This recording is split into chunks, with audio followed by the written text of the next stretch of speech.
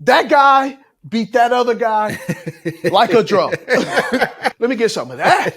Let me get some of that. Jacksonville's actually playing players out of position. Did you know that? I like looking at it that way because you see how tough it is to be in that top 5. I'm an idiot player. I'm an idiot Well, former you can player. say that. I won't. Is it because I'm black? I have to. That's give exactly you more? what I was. No. Why would that be?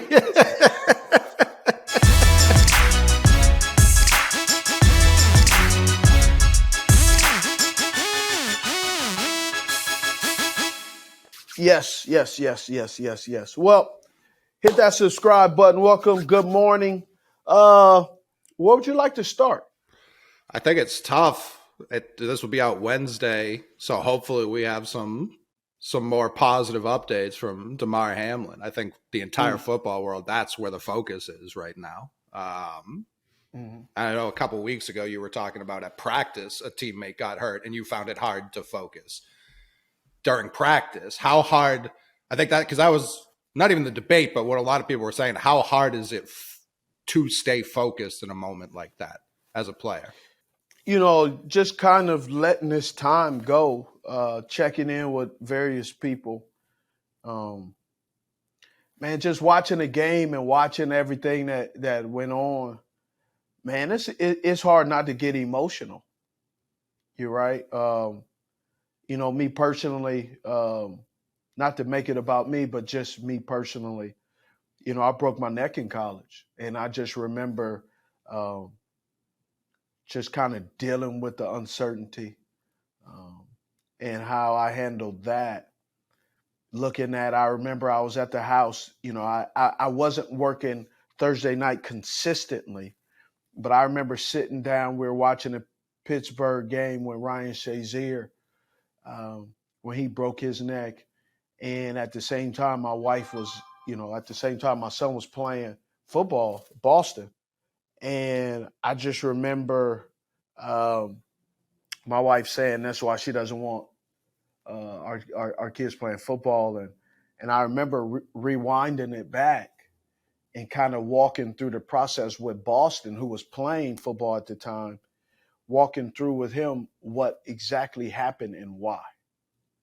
Like why he did that, why he's not moving. And I went through really detailed work with Boston at that time and said, this is what he did wrong. And then it went on to, just having more dialogue. If you can't see it, don't hit it. Well, obviously with Hamlin, he was looking, he was looking head up. So that isn't the case. But man, it's just my heart breaks because you just knowing one of the things that's always tough is when you read the report of something, imagine this. It's always worse. Yeah. Like you're getting what they want to give you the information. You're not getting the details of everything and why it's happening. And it's just tough, man. It's just sitting there, man, didn't sleep well. Woke up this morning with a heavy heart, just when you hear cardiac arrest and critical condition, there's a lot of room for error that things can go south very quickly. Mm-hmm. And so it's scary, man. It's Even scary. So the intubation too. It's like he could be doing better. Getting off of intubation's a battle in itself. So I'm very happy Sean McDermott and Zach Taylor did what they did. yeah. I think that's the players appreciated that. As a former player, if you're looking to move teams this offseason, does that carry any weight with you? Like these guys actually care about me? Because that's as me last night, it's like these guys care. I'm not sure every coach does that. I'm not trying to disparage other coaches, but I'm not sure every coach wouldn't just be like, all right, they gave us 5 minutes. Let's get back out there. Every coach is different. Mm-hmm. I'm measured in my words because there is a part of the business of football, and it's even started to infiltrate the college level. That is, the college level is almost run like professional. Mm-hmm. That I I believe every coach cares for his players, but I also believe, to some degree, behind closed doors, right? Just like anything else, the coach is also concerned about his job as well. I know Sean McDermott. I know that organization with the Buffalo Bills a lot better, more in depth, more intimate than the Cincinnati Bengals. And I know Sean. I know Sean and being pretty good. Coach Washington. There's a lot of guys on that in that organization that I know that was with me as I was coming up as a pro. Those guys were coming up pro. You know, small example is Brandon Bean was 2001 when I was drafted by the Carolina Panthers. Brandon Bean was actually the individual who picked me up from the airport, Mm-hmm. and then dropped me off at the airport. He was in charge of, he was in charge of kind of handling the players at that time. He started in the training room, in the equipment room, and worked his way up to travel logistics, assistant general manager, now general manager. So, giving you a background of Brandon Bean, the emotion and the concern that you saw from Brandon Bean, the coaches for the Buffalo Bills, Sean McDermott, it was truly authentic. Mm-hmm. It was not a show. It was not something that, hey, let me do the right thing so I'm seen that way. He was doing exactly what he would want if that was his own son out there. And you know, I know I know how much his religion means to him, Sean McDermott. So there were times when they show him on there and he was just mouthing something. I know he was praying, but Sean is he's a great dude. He's a great coach, and he's a coach that will kind of like Steve Wilkes, right? Um, he's not your buddy; he's your friend. And let's be honest, in the world that we're in today, especially the 18 months of COVID, man, you need some friends because different things happen for various reasons that we're not really aware of, and we need people that we could emotionally um, count on.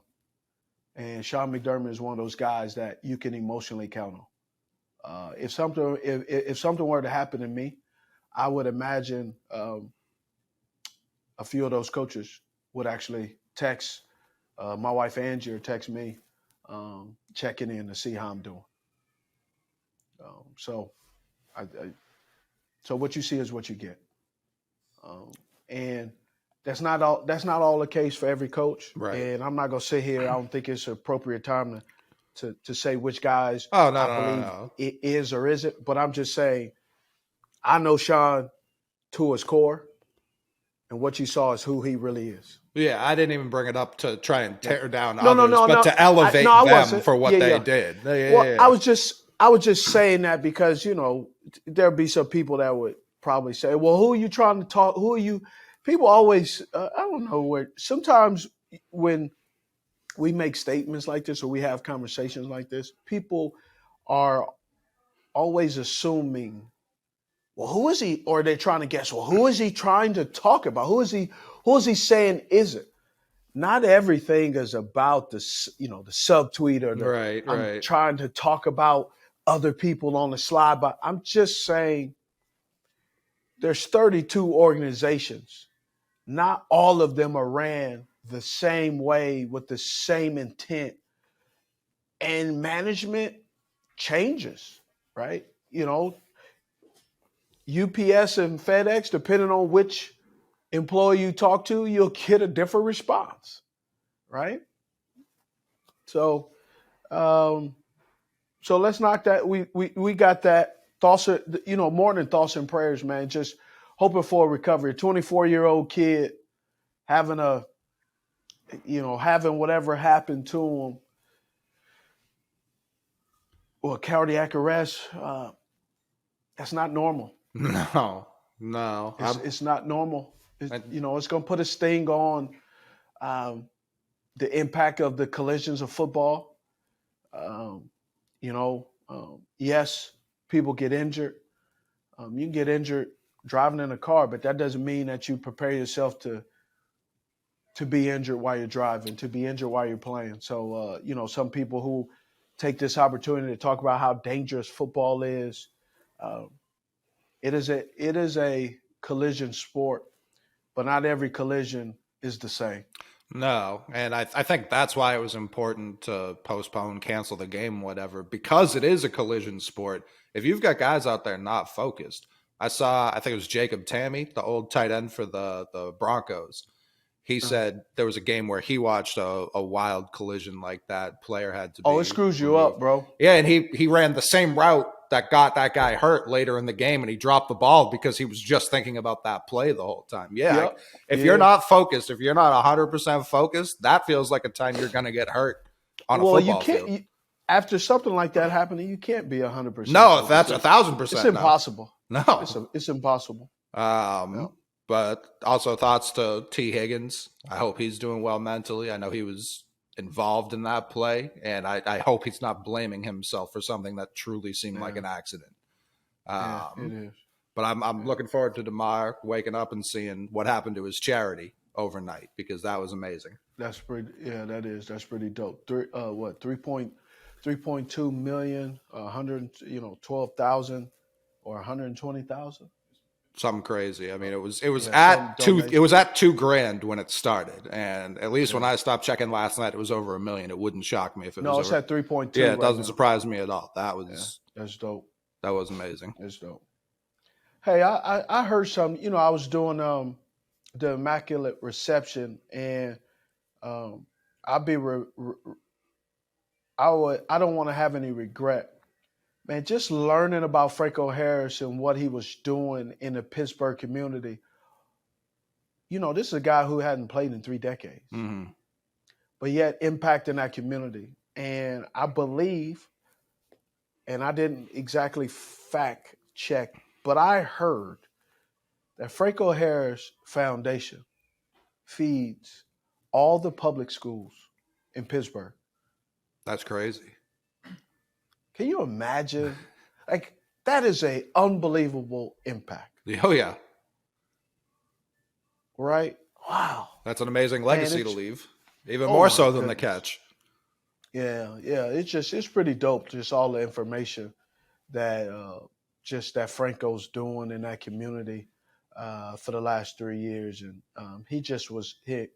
he was integrated with that community in an amazing way. He was Pittsburgh. I mean, it's It's crazy to think, because I obviously didn't grow up watching him, and so to me, Pittsburgh's always been this organization of winning. That's just forever. But it really started with him. I didn't realize until he passed that he got them their first playoff win, and it just took off from there. It's crazy. It's upsetting to learn only after he passed. You know what I mean?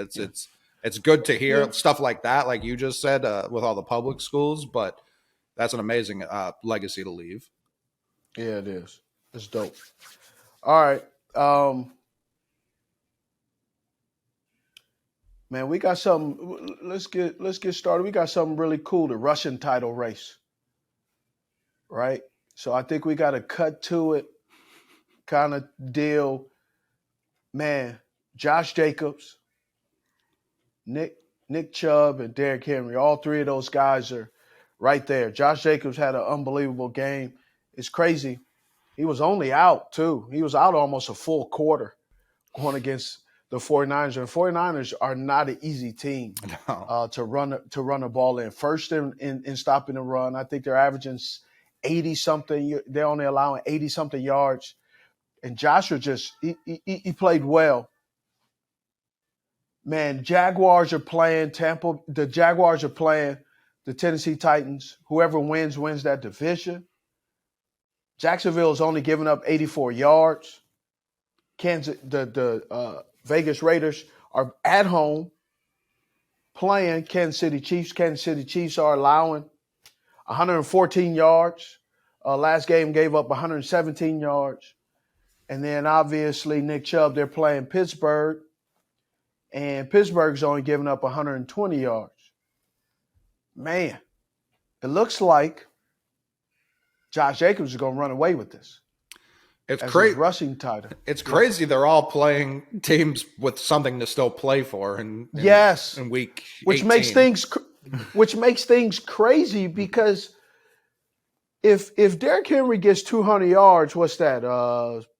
629. Mm-hmm. Okay, but you got to imagine Josh Jacobs is going to get at least 50, 60 yards. At least 22. Minimum 20. At least 22. But I don't think Nick Chubb is going to get 200 yards against Pittsburgh with J.J. Watt, the disruptor, and Cam Hayward sitting in the middle.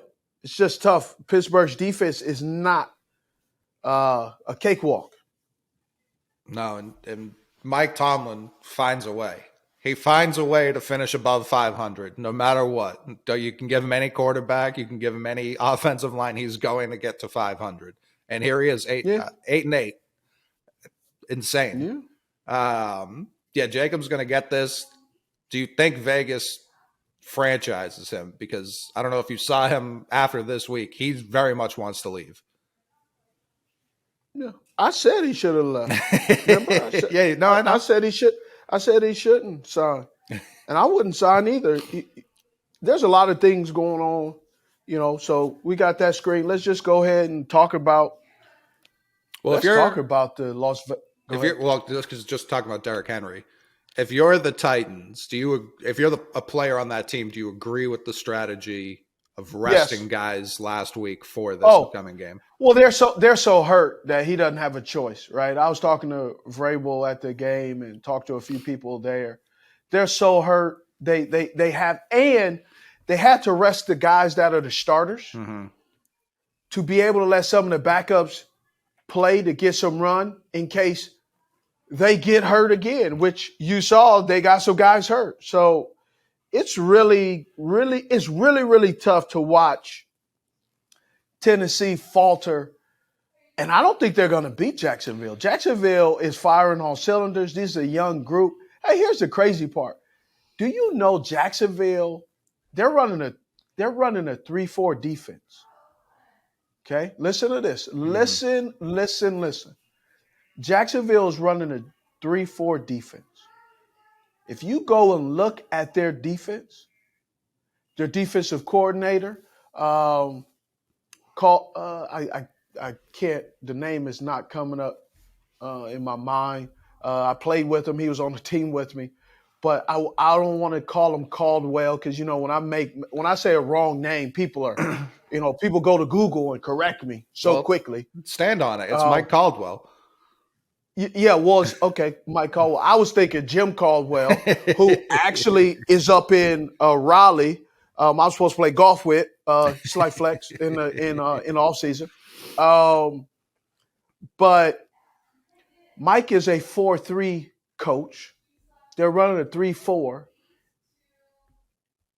and Jacksonville's actually playing players out of position. Did you know that?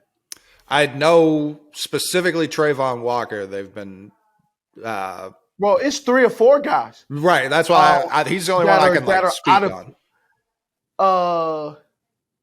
Trayvon Walker's playing out of position. Yep. Josh Allen, the DN 41, they got him covering sometimes. The teams are exposing that. He's covering linemen out of running backs out of backfield, doing okay. And then Devin Lloyd probably should be playing will linebacker. I think they got him playing Sam. They got a couple of players playing out of position, and they're still playing pretty good, which is amazing to me. Shout out to Brisson Buckner, too, D-line coach, former player. He doesn't get a lot of credit, but, man, Buck knows how to coach. Caldwell knows how to coach. Doug Peterson knows how to coach. Former wide receivers coach in Carolina, former quarterback coach here in Carolina, former quarterback for the University of Utah. Mike McCoy is the quarterback coach. It's a lot. Doug Peterson has a lot of fantastic former players as assistants who speak football talk to football players. Last week, you asked me what Jacksonville, if they make the playoffs, what they should be realistically aiming for. And we were talking about it that way because the players, it's such a young team player. Very young. That's why he's playing those guys. He wants to keep them. You got to remember, they started off slow. So he wants to keep them fresh, in rhythm, in sync, ready to play football, because we'll talk about some teams who are not in sync. The question I was going to ask. Who are not in rhythm. They've got Doug Peterson. How much does that change the equation? Because he's not young. He's won a Super Bowl as a head coach. How does that change the equation? Because it's not, I don't know, like last year's Bengals. Zach Taylor, young coach with young team, makes the run to the Super Bowl. The Jags, young team, but seasoned coach who's done this before. How does that change the equation? Yeah. It depends on who they play. It really depends on who they play. There is, sometimes on TV we'll talk about, experience. Man, experience counts if you win. Lack of experience is great if you win. It depends on the outcome. Yeah. Sometimes we make so much more out of everything that sometimes it's really just, it boils down to that team beat the other team. Mm-hmm. And it's just facts. I'm sorry I don't have anything really, really smart to say about it. No, I don't think you. But sometimes I think that is very smart. I think you're wrong. Sometimes it's just that. I think it's just like that guy beat that other guy like a drum. And they kept calling that play because they knew, we'll jump right into it. Got to jump into the Carolina Panthers, right? The Mike Evans touchdown play. Touchdown play. They just kept running that specific play. Well, they had that one play. They just kept running it. Throw it to 13. That was the play. Well, there's a few things in there that I watch. I'm going to start off by saying this. I'm going to highlight the good stuff. The bad stuff that, particular players, what they did or didn't do, I'm not getting into that. I'll say this. The Carolina Panthers need to have some depth in some of the areas in case of J.C. Horn, Dante Jackson, those guys go down. There's no game plan to say, hey, what about this guy who breaks his wrist? When J.C. Horn breaks his wrist and Dante Jackson tear his Achilles, hey, we're going to have this guy and this guy and this guy. They're going to step up and make those guys seem like we don't miss them. There's no game plan for that.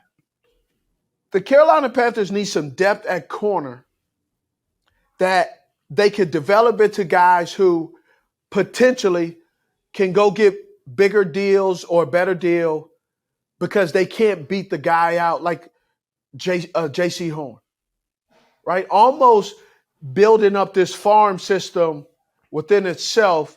The New Orleans Saints under Sean Payton a couple of years ago was doing that with offensive linemen. They were drafted, these offensive linemen. Guys were getting hurt. They were filling in, putting them plug and play different guys because they knew depth was important. Depth was important. The Carolina Panthers need depth in areas that they need depth in. I'm not going to go in specifics because let's wait till the offseason. But Mike Evans showed us that we need some depth in the back half of the Carolina Panthers. We know J.C. Horn, Dante Jackson, those guys come back, they'll be balling, right? Jeremy Chin, we know what he is. But there's some other areas that it's a little shaky, I think. And as they got better coached with the changing of the guard with Steve Wilks replacing Matt Rule, You saw that Ben McAdoo was actually calling better plays, a rhythm. The last 2 games, the opening drives, they've scored points where it was 14 games prior to that. No points on opening drives. No, I'm not saying no points, no touchdowns Right. on opening drives. The Carolina Panthers started off in opening drive against Tampa Bay. They threw the kitchen sink at them. The Tampa Bay Buccaneers defense just was not comfortable. They play action. There's a few plays I'm like, man, why are we running RPOs with Sam Darnold? Sam Darnold can scramble. But I don't think running an RPO with Sam Darnold on a 3rd and short is probably what you want to do when you have Deontay Foreman. Chuba Hubbard is seeming like he has confidence, is running full speed downhill. The rookie Blackshear, he's doing well. And you feel like, and it's not the case, but I have to say it this way because that's the way you did it. Your best option is Sam Darnold on a run play. That's not your best option. Right. That just seems like you start to get a little bit. I think offense coordinators do it a lot. They almost outsmart themselves. They complicate things so much that they make the easy things look extremely difficult, and the hard things at times look simple, like that opening drive. Tampa Bay is not a cakewalk. They're not a sorry defense. They're a fast-flowing defense, and they were on their heels the first quarter. They were on their heels. Then in the second quarter, around near the end, about the 6-minute. About the 6-minute mark, you saw some things in the fourth quarter, but also in the second half. And I mean, in the end of the second quarter, they started to get a beat on us. They started to get a lot of penetration at the line, and they started to just kind of see what we were doing. And instead of it being the chess match, the defense for the Tampa Bay switched things over, and it started to be checkers. And we started to make a lot of critical errors because we started to make a lot of adjustments. You know, the snap, when Sam Darnold is looking because the defense is shifting and moving around, it was constantly moving, never staying stagnant. Todd Bowles did a good job of doing that. The play action was outstanding. Terrace Marshall Jr., he's becoming a really good player. We'll run this clip. But at the first quarter, the 8-minute mark and 9 seconds, they run a screenplay and man, Terrace Marshall put a guy on his back. I think it was Winfield. A willing tackler can go up and catch the ball at the high point. He's really displaying some great qualities as I think maybe tier two wide receiver, right? A 2B, 2A wide receiver that he makes your offense better. I'm going to start using these tiers. He's doing a good job. Tier 3 for me, a tier 3 guy is he's just a guy, right? And we need to have those guys. Absolutely. Right? Like a tier 3 guy for me is, no disrespect, is like an umbrella when it's raining, right? If you don't have an umbrella when it's raining, you're going to get soaked. You're going to get wet. But if you have one, you know it makes a difference, right? Coach Beasley is a tier 3 guy, which is he's in his later years, not when he was with the Cowboys, but he's a guy that he could get you a first down. You need him, right? Reliable, dependable. Reliable, dependable. In his absence, you notice his absence, but you're also hoping someone else steps up. That's a tier 3 for me. Is it like a Jarvis Landry? Now that he's getting older, yes. Okay. Jarvis was a tier 1, tier 2 when he was first there, man. He was killing it. He's gotten older. He's had some injuries. He was in Cleveland with that, and that kind of wore on him a little bit. Didn't go well in Miami under Adam Gase. So There's reasons why, and mileage, man. The Right. Oh, of mileage course. when you have mileage and bad team play, football is like dogs, right? And when I mean dogs, mean when you're 3 years old as a dog, man, it's what? How old are you as a human? It's 21. like 20. Yeah. 21. It just adds years to you. So that's what I mean by that. I don't mean like he's dog crappy, he's not playing, but just meaning, those years, the impact of football, the mental part, the physical part, and then bad coaching and bad organizational stuff. Man, it takes a toll on you. Especially him specifically. They used him in the middle of the field. He was getting Yeah. running back type target. Yes. Like he was getting like 10, 12 receptions a game in short yard, like getting hit by Catch it, linebackers. Man, bro, I remember it was him and Odell his first 3 years. Man, they were averaging. They had like 300-400 receptions. Yeah. It was crazy. You remember him and Odell was on pace to surpass Jerry Rice. That's how many receptions Odell was getting at one point. Odell was crazy. Odell was doing what Justin Jefferson's currently doing. Yes, and I think tier one. Yes, agreed. I think people do forget how hard he hit the scene. And he had that slow start. I think he missed the first month of the season. He had a hamstring or something. Yeah, and then bad hamstring. He just showed up in the next 3 years. It was just like, this guy's uncoverable. Absolutely uncoverable. Uncoverable. Yep. I agree. In a great market. So we go back to the Panthers. The one thing I didn't like was all the screens, man. The screen, that fast flowing. I understand fast flowing teams. You got to screen them, but man, some of our screens were starting to become predictable, and which led to some comfortability of the Bucs shooting the gap. And so it made some things a little bit interesting. Chuba Hubbard, like I said, he's running with some great confidence. Pass rush was really good. Brian Burns did a great job of using his hands constantly. We know it as a pass rusher, but he was constantly becoming disruptive in the run game, using his hands. What's the guy's name? I get him mixed up. Smith. With the same Smith that's in Dallas. Those two guys both. The tackles? Big burly guys. A little bit robotic. And so when they get a Brian Burns, when he gets physical and uses hands and uses bull rush, spin move, hands, he's really tough to deal with. There's a number of guys that I think Von Miller and some other guys are doing that, pass rush you. And I really think that's helping develop some of these young guys, passing the torch. Giving trade seekers has been fantastic and really impacted the way defenses, offenses, everything. When you get all these guys doing these, the trade secrets, it's been really cool, the advancement of these guys really quickly.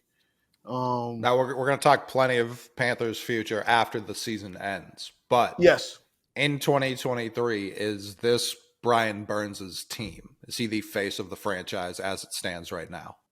Yeah, absolutely. Right, pass rushers, a dominant pass rush is sexy and attractive. It really is. To slow down an offense, right? Look at Chase Young. Look at the Washington Commanders overall with that defense. We'll talk about that in just a bit too. But I'm really happy. I'm sad, but I thought the Panthers were going to win 21-10, and then all of a sudden, there goes that man again, Mike Evans. Mike Evans had, first of all, congratulations, Mike Evans, 9th consecutive year with 1,000 receptions, Super Bowl champ, and he went to work. They made sure to get him involved, not early and often, consistent. Mm-hmm. They were consistently saying, hey, you can't cover him, and we're going to show you why, and until you figure it out, we're not going to adjust. Didn't figure it out. Because even last time you guys played this year, he was open on that same route, opposite side of the field. It was pass interference, though. Well, no, he dropped the ball. That's the one he just dropped. I know, but I'm just saying there's some people like, what's that pass? Oh, Steve, you're not going to acknowledge the pass interference? I don't care which team you play for. When I'm a wide receiver and I see something, I very rarely call pass interference on the wideout. So I don't care, right? Nope, didn't see it. Nope, never saw it. Didn't happen. Not to my knowledge. What? Standing up for the position. I love it. Yeah. Hey, ride or die. You'll never take a corner's side, even if he's wearing Carolina blue. Hey, listen, I will mumble, yeah, that was PI. But I'm not going to say it out loud. Not on record. That college clip you posted of yourself over the weekend, it was very funny to hear. Even the ESPN commentators went, what were you, a junior there?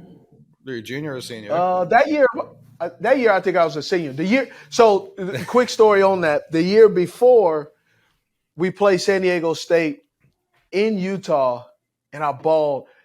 But the thing with San Diego State was they had came down to my junior college, and they said I wasn't tall enough.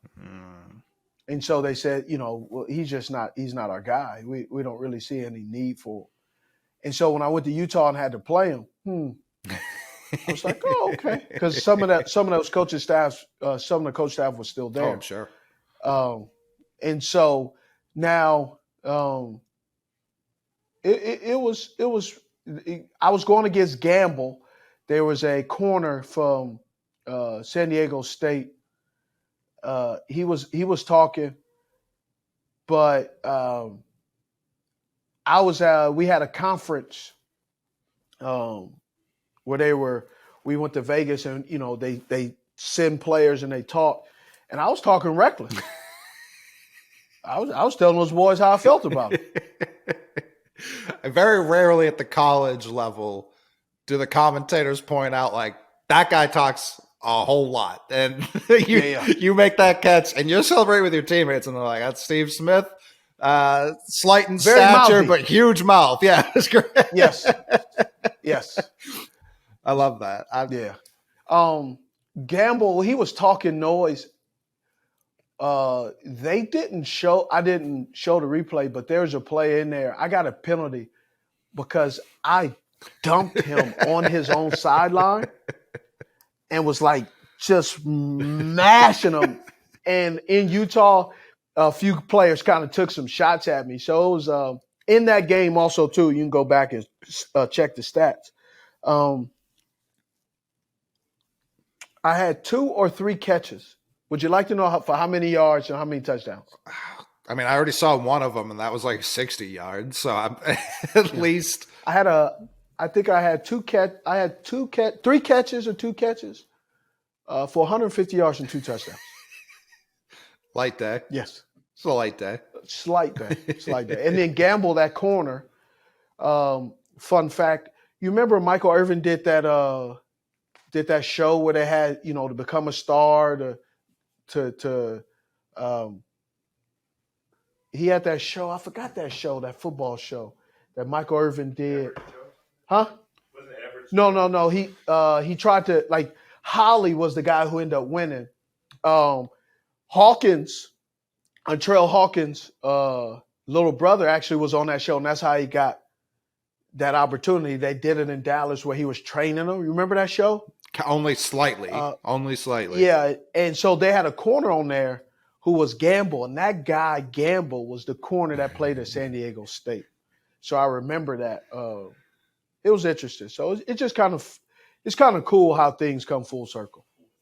Yeah, 4th and long. Oh, okay. That was the show, okay. 4th and long. And so I just remember that. So, I was a little mouthy. I used to go to college.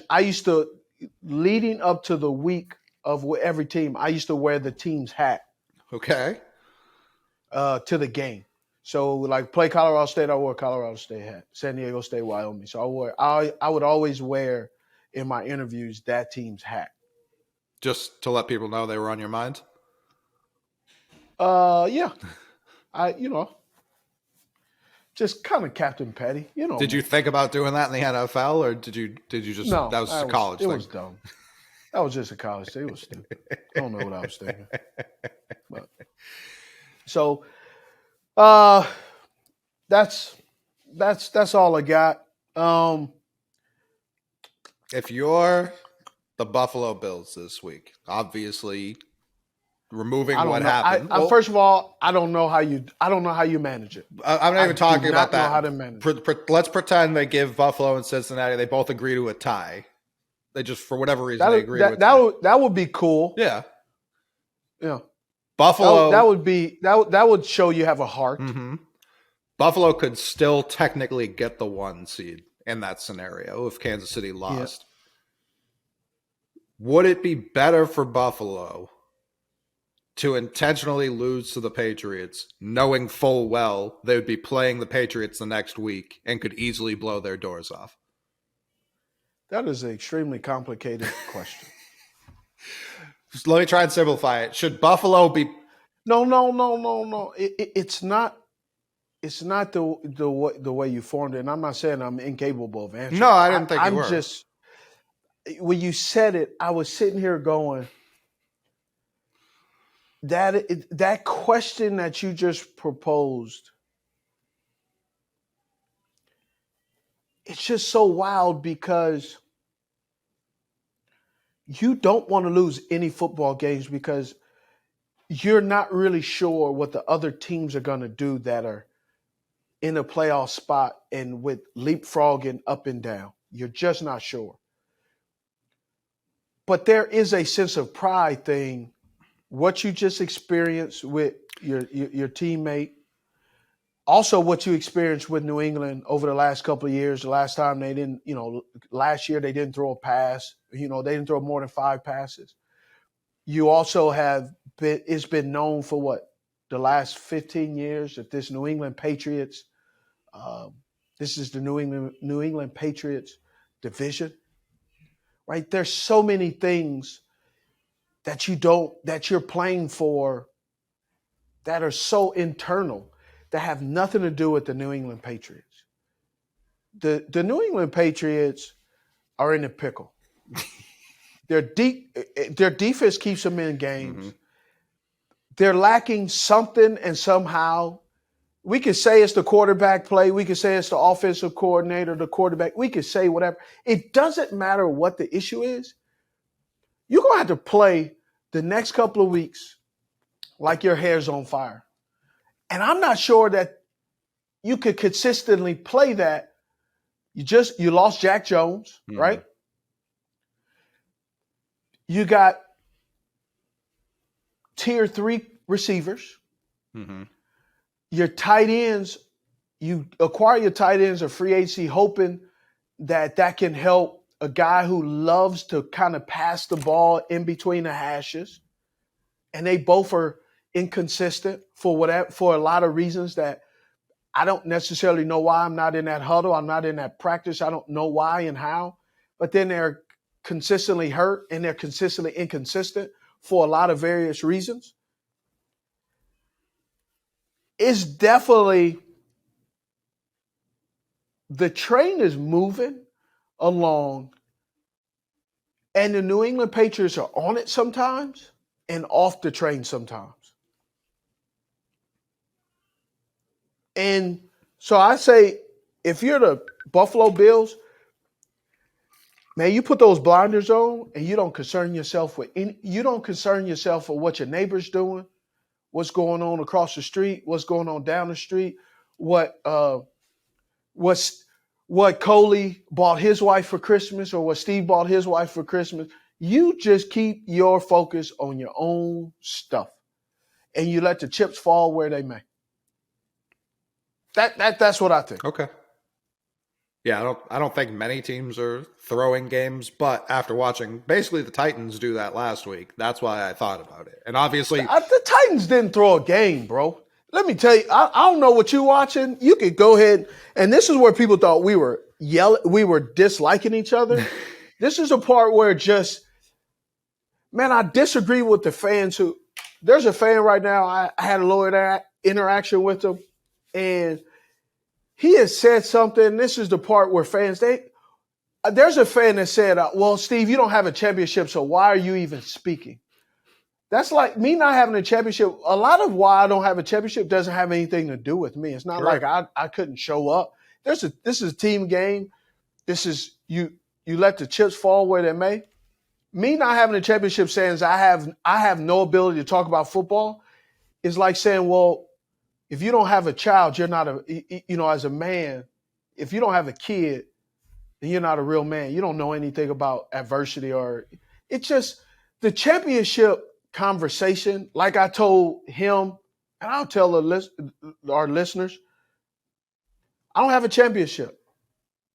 You don't either. And you're on our show commenting about what I don't have. Put your real name up there and let me Google who you is. And that's not good English. Who you is. Block me. Stop watching the show. But obviously, I must bring something to the table. You're intrigued because you hit that like or comment, you viewed it. So appreciate you. You know what I like to do. Thank you. Appreciate it. You guys scored the second most points against the Patriots in the Super Bowl over the 8-9 we've been in.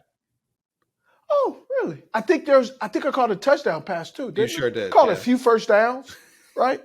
But I don't have a championship, so there are guys. There's a guy. Don't you have something crazy? I can't say. Like you have like the highest or one of the highest like yards per game in playoff history, don't you? I'm not sure because I'm a bum. I'm not sure. Well, that's true. I have no idea. I'm just an angry black man with tattoos. I'm mad because I'm 5'9", bro. I'm glad I'm 5'9". The other day, I was walking to something, man. If I was a little bit taller, I would have got concussed, man. So thank goodness that I was short. Yes, exactly. But it's just so many people are saying if you don't have a championship. I play with a guy who has a Super Bowl ring for two different teams and never cracked the starting lineup. Championships are championships. It's part of it. Not everybody wins one. I mean, it's a famous debate for people who have never come close to playing professional sports. Would you rather be Allen Iverson or Robert Horry? Robert Horry's got all these rings. Allen Iverson's one of the greatest individual players of all time with no rings. Hey, Robert Horry's clutch though. Don't get it twisted. Incredibly clutch. But here's my point. Here's the point that I want to make with the statement you said. I agree with you. Allen Iverson. Who would you rather be, Allen Iverson, Robert Horry? Let me simplify this answer for you. The fact of the matter is, both deal with that individual has never done. Played in the league. And like he said, why do we keep having entertainers and athletes speak about things by making them important? Quit watching, then people won't pay me to give my opinion and make me feel like I'm important. Listen. I'm actually not important. I'm just a dude. But I'm told and asked and paid to talk about sports because I know just a little bit more than you. Not a lot, but just a little bit. Because my channel is being viewed and yours isn't. So that's my rant in that. But let's talk about me calling my shot with the Washington Commanders. Okay. I've been around Ron Rivera for a long time, so I'm going to give him the benefit. I was going to give him the benefit of the doubt, and then he also admitted that he made a goof that he didn't know. Coaches sometimes they put their head down and just coach so much that they ignore the outside noise to a default, and it's not good at times. But I called it that he was going to play Carson Wentz, and I told you what Carson Wentz was going to do. What did Carson Wentz do? Immediate interception. Immediate. Bro, he stared that route down so bad. He never even looked at the center of the field to let the safety and the secondary kind of just throw him off. threw it. Gave Terry no chance. And when he threw it, you can see there's a linebacker underneath, safety. Great play, right? Great play by Denzel Ward. But come on, man. Goodness gracious. Just look, staring at him and then he throws this one underthrows this one badly. I don't even know why. They can say, Carson Wentz has $20 million. Bob. If you're trying to win this football game, you need to put Carson Wentz back on the bench. Carson Wentz, if you want to win with Carson Wentz, here's what you want to know. You want to know the secret to winning with Carson Wentz? Be an Arena Football League team? I'll tell you right now. Huh? Be an Arena Football League team? Nope. CFL? Any more? Give me some more. Nope. Come on. Give me some more. Keep coming. Have them play tight ends? Nope. But staple them to the bench. There we go. Don't play the man. He does not help your team win.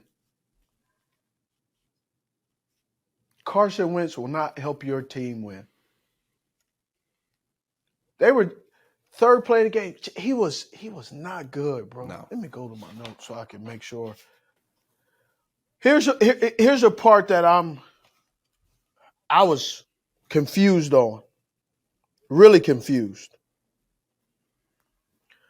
They brought Carson Wentz in week 16, 12 for 16, 123 yards and 1 touchdown. What about his performance in that game made them feel that he was going to play significantly better than 12 of 16, 123 yards and 1 touchdown? Heineke wasn't far off. I think Heineke had 3 or 4 yards less.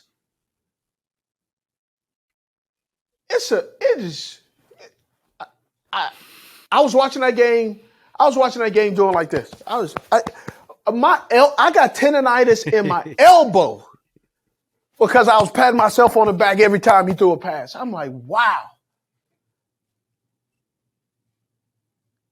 It was no bueno. No.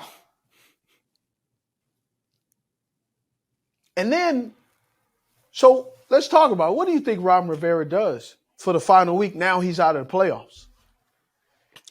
Because he doesn't know who he starts. I tell you who you don't start. I can tell you that. I don't know who start, but I can tell you who you don't start. I don't know where we going, but I know where we ain't going. I feel like they're gonna cut to the sideline. When you're watching the game, they cut to the coach. He's usually looking at his laminated Denny's menu. Ron Rivera is like this. Well, he's gonna get a big sign. And the reason I know Ron Rivera like that, I have a picture. So you know that catch that I caught, the tip pass against the Panthers. I have that picture in there, but the only reason I have that picture is not because of the catch. It's because Ron is in the background like this, with his mouth open, like that. Clueless, as my grandma would say, clueless as a Betsy bug. They're going to cut to the side. No idea. This week, and he's just going to be hammering a sign into the ground that says, "Fire me, please." Because that's everything he said after this game makes it seem like a guy who just does not want to be in Washington anymore. I think he does want to be in Washington because I'm not sure how many other jobs that he's going to get. I think there's a little bit of balance. He went to the Super Bowl.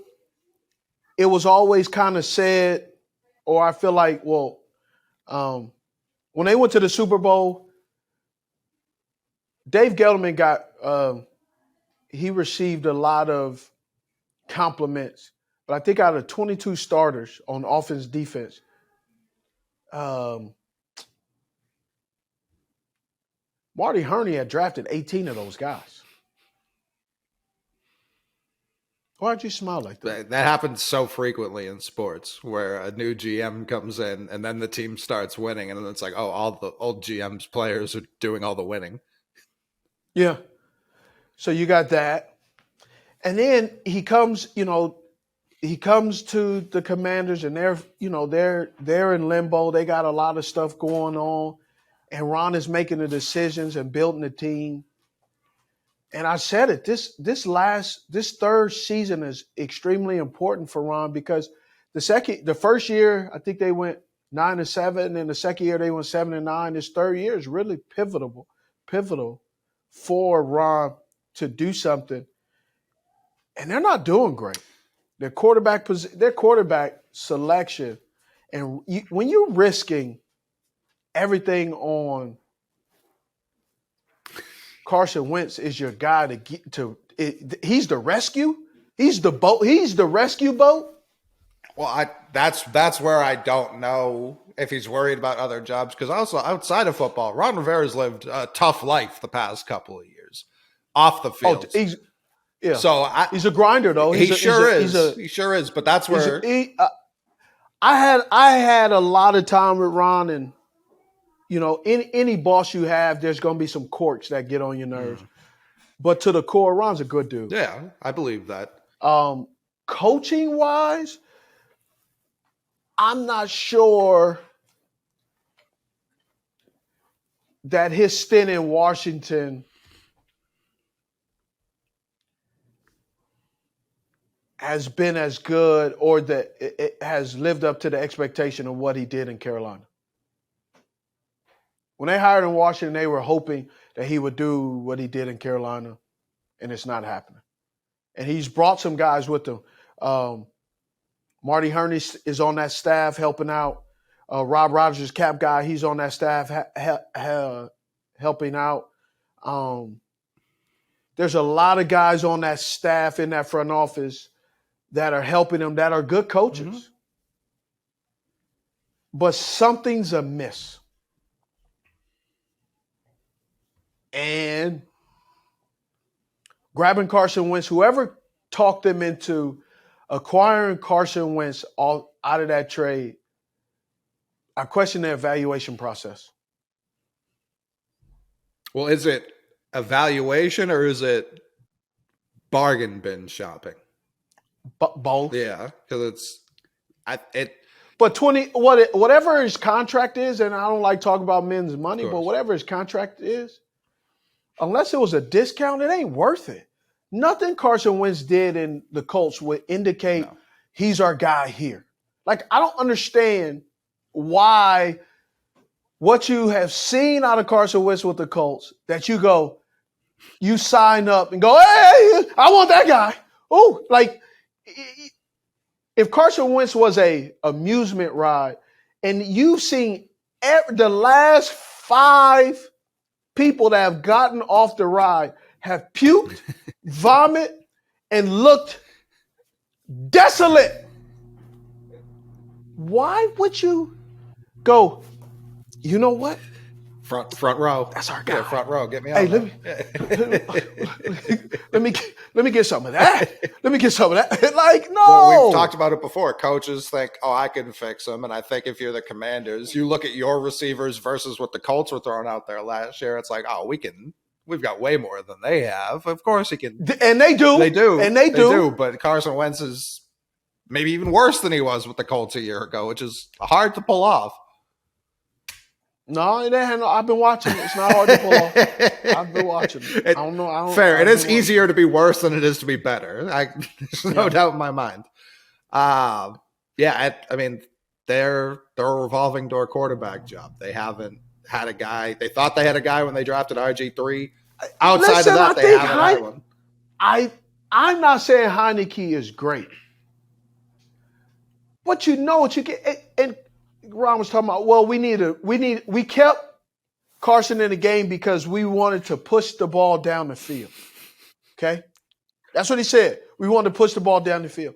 Yeah, he pushed the ball down the field to the other team. Yeah, punts. I've heard of them. Instead of saying we want to push the ball down the field, how about you just call plays to the strength of your current quarterback versus saying, well, we're picking this guy because that guy doesn't push the ball down the field. Heineke isn't great, but neither is your team, right. Your offensive team. Your defense keeps you in games. Why trick it off with a liability named Carson Wentz at the quarterback position. I just don't understand that thinking. It's very confusing to me. That's where I think he's maybe eyeing the couch. He's like, you know what? This is, and obviously I don't know Ron Rivera. I don't know inside his brain. Hearing a coach come out. I know him, but I don't know the inside of his brain. But when I heard him say we're eliminated, I was kind of thinking like, oh, is he being sarcastic? Because he can be sarcastic when someone asks him a question. He's done it in meetings, like when you ask him a question, and he won't tell you, hey, stupid, shut up. He will just kind of repeat the question to give you that indication, hey, stupid. So he goes, oh, we were? Didn't know. And then to find out, he really did. I'm going, oh, man. Oh, like, oh. That was tragic. Yeah. Yeah, I don't think he's the problem. I don't know that he's necessarily the solution either. I think they've got a couple issues to fix in Washington moving forward. Washington's in trouble. They've got a very funny new mascot though, which I always appreciate a new mascot. I like that mascot. Yeah, me too. I like that. Me too. Yeah, I like it. That's about the only good decision you made. In a long time. A long time. All right, let's get to it. Let's continue to keep patting myself on the back. Fantasy versus reality. I called it. Let's go. Terry. Scary Terry. I said lower if who starts? Carson. Did Carson start? He sure did. And Scary Terry was what? A brisk 25 yards. Bang, hit that. Hey, make sure we hit a ding, right? When I get a pick right, hit a ding. When I get it wrong, give me a So, Scary Terry, lower. If Carson Wentz starts, Carson Wentz started. He sure So, did. think about it. 61 yards. My man got 25, and it wasn't all because of Newsom and Denzel Ward. But when you in a three-legged sack race, you're always going to lose. You're always going to lose, especially if your partner's Carson Wentz. All right. Dak Prescott, higher or lower? Higher. We got that one. Yes, sir. Amari Cooper. Higher. Told you. James Conner. Higher. They had to. They had no quarterback. Correct, yeah. Right? That was the easy one. And they're playing Atlanta Falcons. Well, a team like that, so that always makes me curious. Like the Atlanta Falcons, all they do is run the ball. They're going to do that. So I would imagine they practice against teams that run the ball. Which is why Tennessee does a great job of stopping the run. Exactly. So wouldn't that lead you to believe Atlanta would be better? No. Too logical, bro. Too logical. All right. My apologies. Too logical. My apologies. Because the Atlanta Falcons also don't have they're not a good team. Grady Jarrett is pretty much the only guy that you could consistently count on at the defensive line. I wish I saved the stat. They said since the start of last season, the bottom 5 teams in sacks. Sacks aren't the end-all, be-all, but they're nice. You appreciate a nice sack. The Falcons are dead last. This stat was as of 2 weeks ago. I don't think they went crazy against the Cardinals, so they're in the 30s. Which they had a backup to a backup quarterback, and still it was still tough to watch. The next closest was in the 60s. So they've got 30 less sacks over the last 2 seasons, not this season. Over the last 2 seasons, they have less than 40 sacks. That's abysmal. Yeah, that's tough. Yep. And Sam Darnold. And then last, Sam Darnold. 342. I told you it was going to be higher. Much. Damn near double. Yeah. So I like it. All right. Do we have any for this week? We. Oh, yeah. Yeah. Oh, did he just add these? Yeah, he did. Good job, YC. Yeah. Derrick Henry, good job. Shout out to YC and Dean. Hey, happy to be working with those guys in 2023. Derrick Henry, 105 yards. I think this is a possibility, rushing yards. Here's why. And then I'm already backtracking as I say, here's why. You remember what I said about Willis? Malik Willis, he's not ready. Okay? Then you go and they get Josh Dobbs, who's really a rocket scientist. Went to school for that. Really smart. He went out there and played well. Josh gives them the opportunity to actually have a legitimate passing game. Just compete. Yes. The problem is Jacksonville Jaguars are only giving up 84 yards rushing. But they're also going to run the football and allow Josh to throw the ball because he's showing he's capable of throwing the football to some of these wide receivers that they have that actually are thirsty to catch the football. So, and he's well rested. I think they're going to force feed Derrick Henry, but with Josh Dobbs playing quarterback and them being able to throw the ball, I think it'll be interesting to see.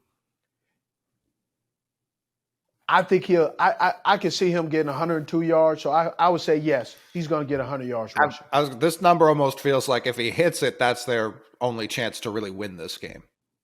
No. I think he has to get more than 100 yards to win this game, bro.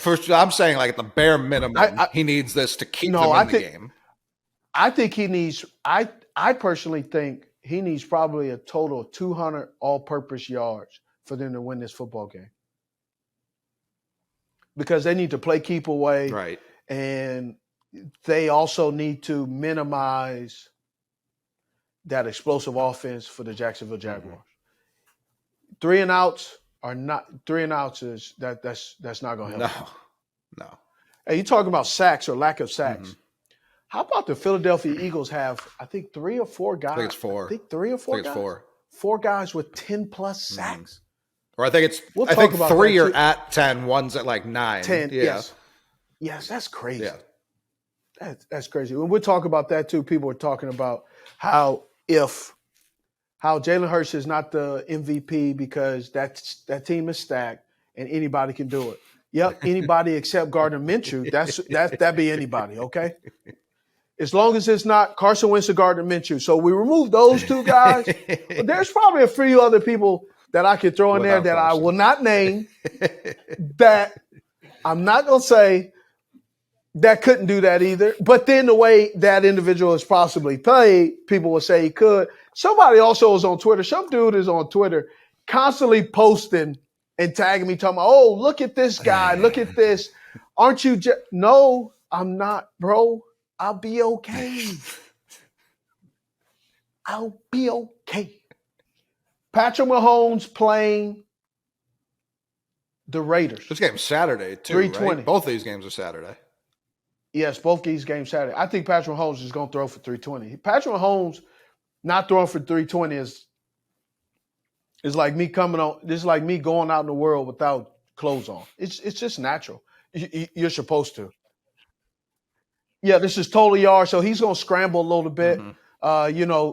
Max Crosby, he is going to get after Patrick Mahomes, which makes him scamper a little bit. Travis Etienne, absolutely. He's coming into his own. He's been a monster. I'm glad he got hurt, so he didn't have to deal with Urban Myers. I really am. Justin Jefferson, who's in Alcatraz. Jair. Jair jail. Yeah. Hey, shout out to Jair. Jair Alexander. Charlotte guy. West Side. With all that going on, Justin is in the lab. He's upset. deleted all his social media. He does not exist. He will resurrect this weekend. So I'm definitely. If you don't think that Kevin O'Connell is going to not force feed Justin Jefferson, you're a fool. And they play in Chicago, tier 3 quarterback, tier 3 wide receiver, Chase Claypool. Just a guy. What? Why are you laughing? It's just absolutely no one was talking about Chase Claypool, and you just had to throw it in there. I know, but I'm doing. Well, they played the Chicago Bears. I'm just doing all my stuff to get people prepared. What I'm saying, tier 3 is not disrespect. For sure. It's just what you are. For sure. Tier 3 is you're a guy. We need you on the team because we need 11 players on the field.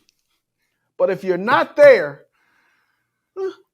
we hoping the next guy fills in. How about this, though? A little tidbit. Someone told me that Chase Claypool asked to be traded when someone told him, hey, we drafted somebody to replace you. His reply was not like, oh, is that right? His reply was, I wanted to be traded. How about that, huh? What does that say to you mentality-wise? It says a lot to me that I'm not going to get into because it's going to come across as me throwing shade. I'm a hater. I'm this. I'm that. It's the same thing what I said about Josh Rosen. When they drafted him, they were like, oh, he's handled it professionally.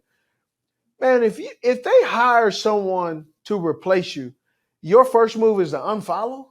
Let me tell you my first move. My first move is to get my ass up in the morning and be the first one at that facility. So when that dude comes in who's replacing me, I'm going to give him an understanding. It ain't going to be easy, bro. You may take my job, but I ain't going down without a fight.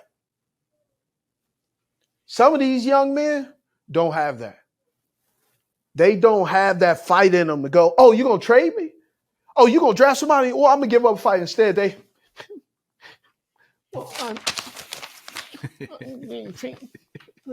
Come on, bro.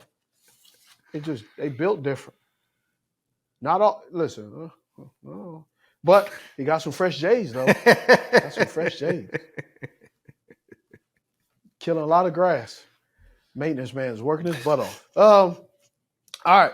Mac Jones. Somebody's calling you, bro. I don't care for that. Okay. The very same. Mac Jones at Buffalo, 216.5 passing yards. Unless they're making the Bills and the Bengals play Saturday and then the Bills have to play again Sunday, I don't see how he hits 216.5. Has he thrown for that many combined against the Bills their last 3 games?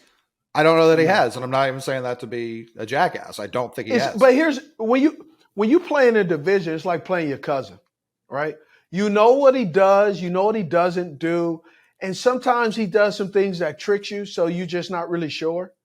But I can see him. I can see him throwing for 3. I can see him throwing for 245 and them still losing. Sure, because they get down. The win or loss. Yeah, so I don't. I'd be shocked if I came out of this game putting the win or the loss on him. But Buffalo, more than other teams, does a really good job speeding him up, making him bail out of the pocket. The pass rush. Well, it's the pass rush, and it's get him off his spot. They get him off his spot. Right, and he's a guy who, and this is of a lot of quarterbacks, it's not just him, but he's a guy specifically, he really doesn't have much feel for the pocket as it is. And once he gets hit, you saw it like against the Raiders and Max Crosby. Once he gets hit, he becomes a different quarterback. If he's got a clean pocket, he can dice someone up. He's not someone who enjoys taking a hit. Yeah, I don't necessarily think a lot of people enjoy it. No, I don't think so either, but there are some quarterbacks, they take a hit and I don't know, it's like smelling salts. Like they get up, they're yelling in the guy's face, they're more into the game. There's other guys, it just completely throws them off their game plan the rest of the day. They get happy feet, they start throwing passes before they need to, and it's not like we have this complex. We've got more wide receivers running into each other on routes because they're so poorly bunched together because of Matt Patricia than any team I've ever seen in my life. Well, that would require me to watch the game. I didn't watch the game, so I'm not sure. That's been all season. I wish it was a one-game problem. So what are you going with? Because I'm deferring to I'm you. going lower. Okay, so lower. Let the record show. Coley says lower. CeeDee Lamb.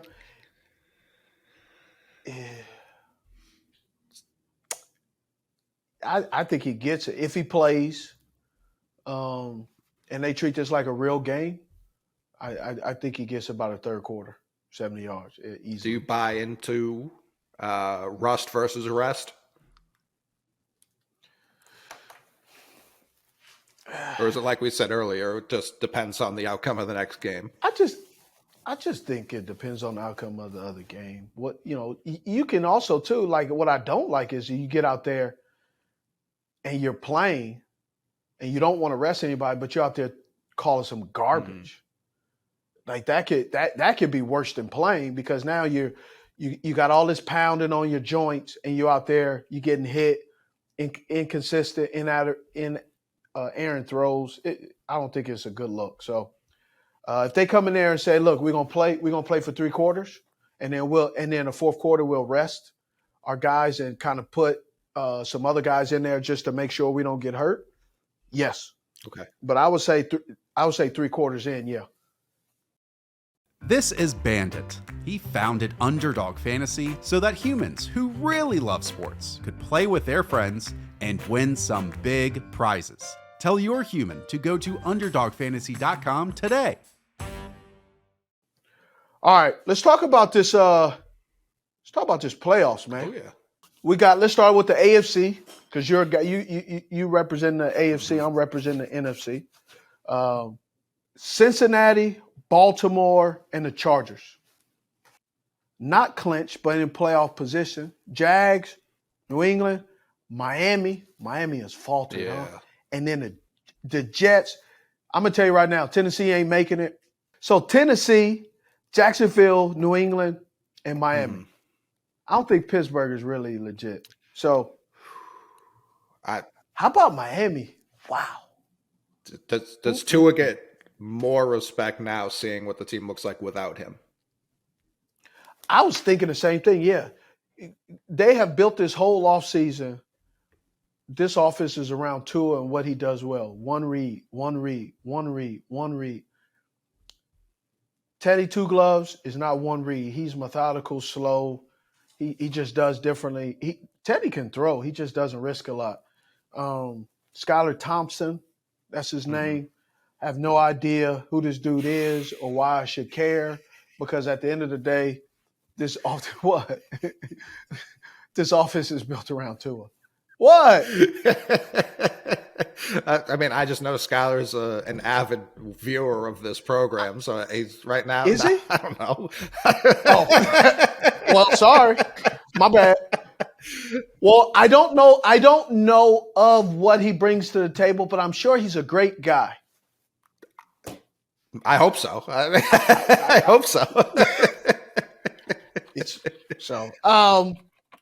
Miami's falling, man. Miami's free falling. Yeah, Miami's falling like Enron back in the day. Goodness gracious. They've had crazy, they've only had streaks this year. They started on a win streak, they went on a losing streak. They went on another win streak.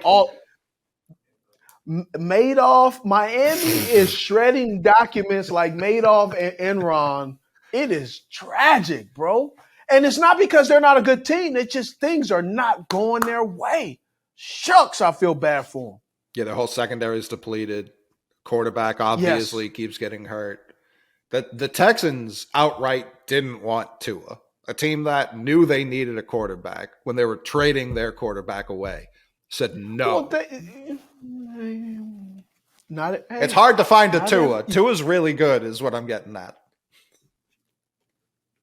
Okay, all right. I didn't know where you were going. Look, you like pork chops? Sometimes. I don't. Just preference. Just preference, bro. So you don't like Tua? I didn't say I don't like Tua. I'm just saying preference. I think Tua's good. That's what I mean. I'm not saying he's like my favorite quarterback I've ever watched. But in this league right now, it's very hard. Like if the Jets had a Tua, the Jets are sitting up here. They're in the playoffs right now. No, their offense is different. I don't think Their so. offense is different, but they have a quarterback who can't hit any of their really good receivers. Well, you talking about the Jets. Those ribs and throwing and twisting and being, not playing for the last couple of weeks. Man, out of sync, bro. It really does make a difference. It really does. You talking about rest versus rust? He's rusty. And he's not rusty because he can't. He hasn't been working out. When you have cracked ribs, there's a lot of things you can't do. This is Mike White. Yeah. Yes, this is talking about Mike White. Yeah. He has it in there and throws. They're trying to run the football.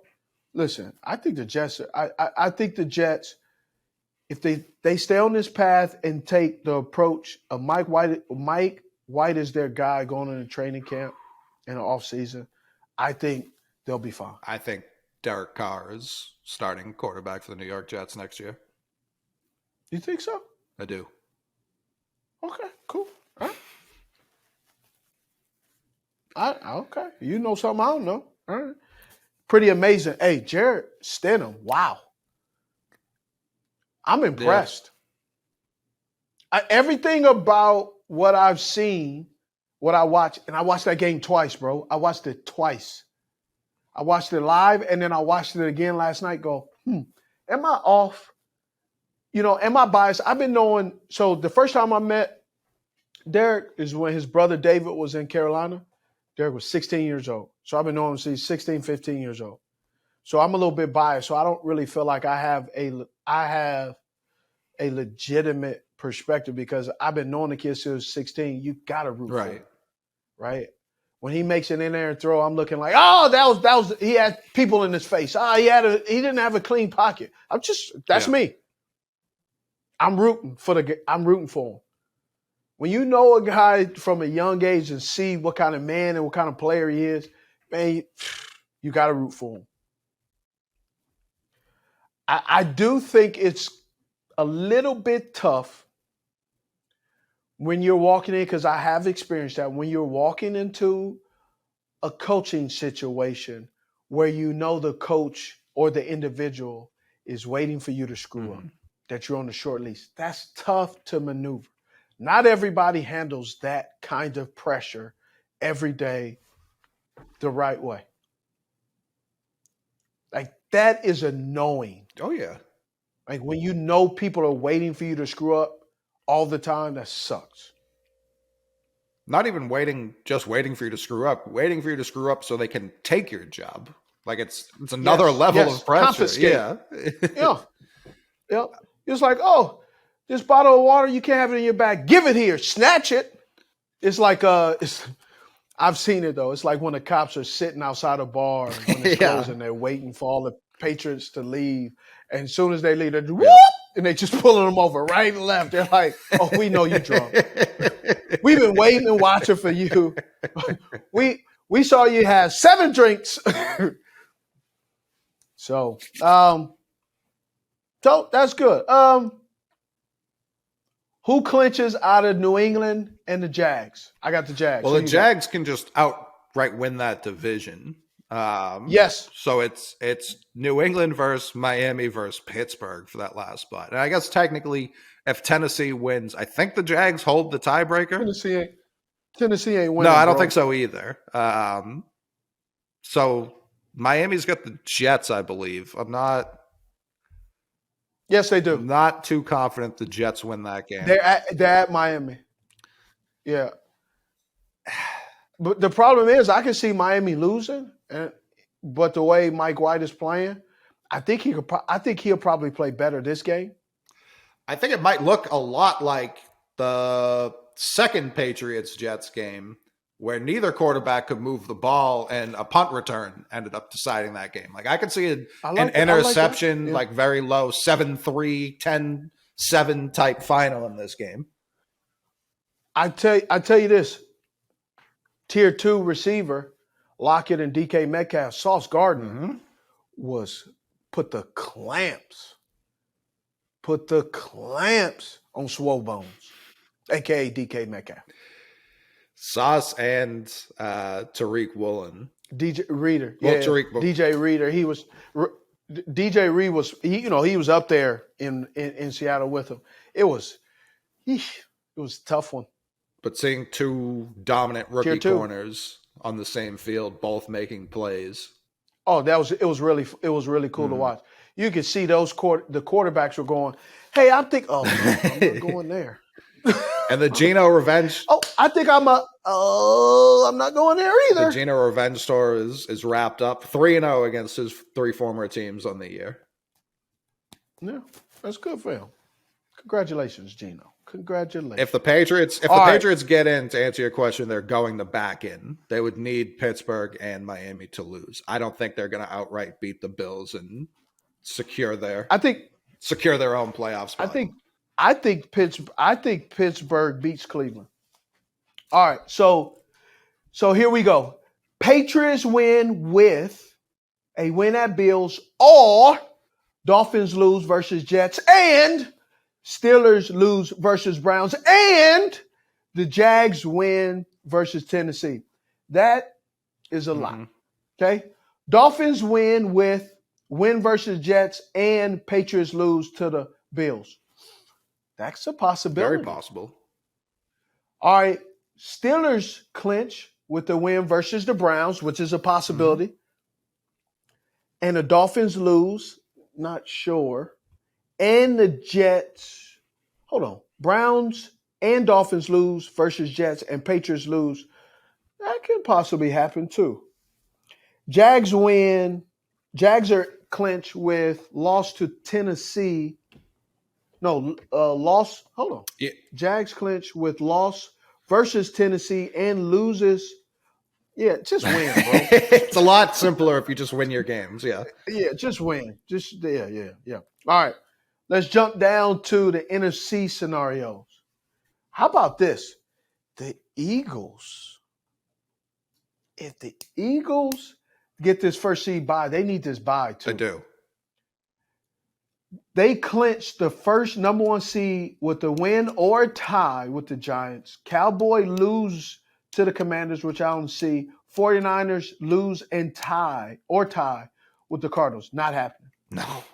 Clinch with any of the following. Win versus the Cardinals, and Eagles lose to the Giants. I can see the Eagles losing to the Giants if Gardner Minshew is out there. Gardner Minshew, look, you know why they ran him out of Jacksonville? He just doesn't have it. He's a backup. He's maybe like the 36th best quarterback in the world, which is not enough. Okay. Huh. All right. I like looking at it that way because you see how tough it is to be in that top 5. You see how hard it is to be in that next 10. And then quarterbacks 16 through 32 are mostly interchangeable.